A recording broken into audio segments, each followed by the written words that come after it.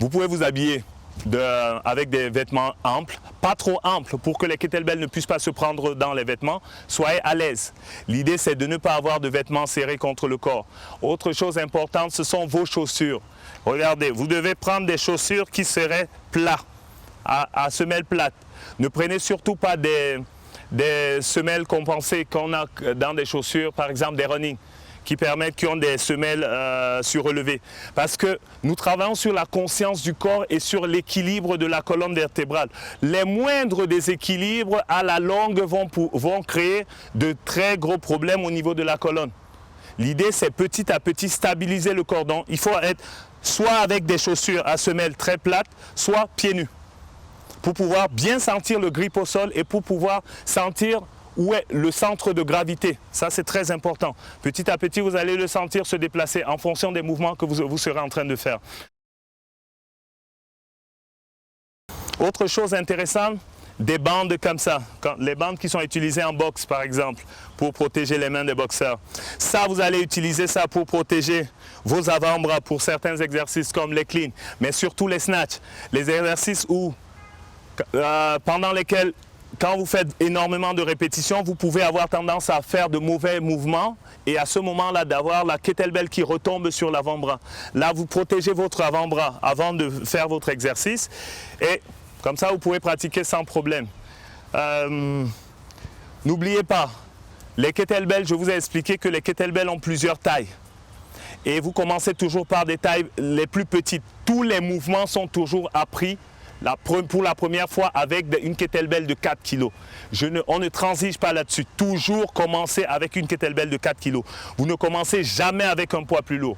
Les femmes vont travailler avec des kettlebells de 8 de manière idéale. Vous commencez les mouvements avec des 4 kg, vous passez au kettlebell de 8 et vous vous y arrêtez. De temps en temps, vous pouvez prendre une kettlebell plus lourde, de 12, peut-être pour faire des swings, mais vous ne devez pas aller plus loin.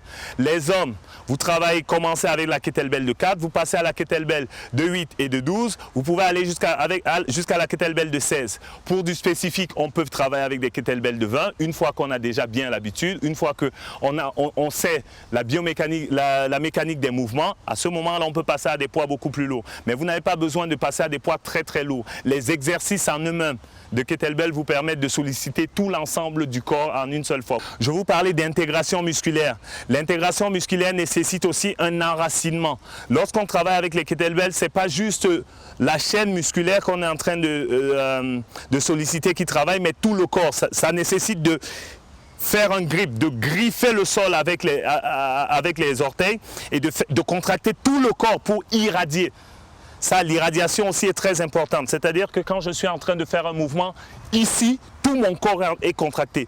Tout mon corps est contracté. Comme ça, vous n'avez pas besoin de faire de longues séries. Vous pouvez muscler tout le corps. Pour le grip, la saisie, vous allez prendre votre kettlebell avec la base de la paume, de la paume de main. Ici, je la prends à l'intérieur et ici. La kettlebell pourrait reposer entre le pouce et l'index, serré très fort. Et là, vous êtes fort. Là, vous travaillez. Elle ne repose pas sur la base des doigts, mais elle repose sur la base de la paume des mains. N'hésitez pas à utiliser du talc ou de la craie pour pouvoir protéger vos mains.